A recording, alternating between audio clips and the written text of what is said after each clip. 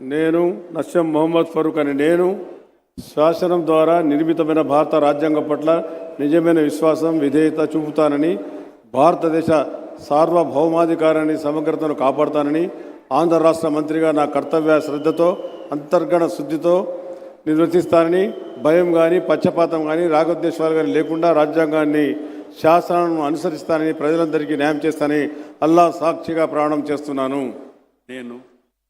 నేను నస్యం మొహమ్మద్ ఫరూక్ అని నేను ఆంధ్ర రాష్ట్ర మంత్రిగా నా పరిశీలనకు వచ్చిన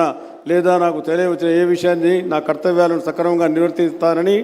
అవసరమైతే అవసరం మేరకు తప్ప ప్రత్యక్షంగా కానీ పరోక్షంగా కానీ ఏ వ్యక్తికి లేదా ఏ వ్యక్తులకు తెలియజేయనని లేదా వెల్లడించనని అల్లా సాక్షిగా ప్రమాణం చేస్తా ఉన్నాను.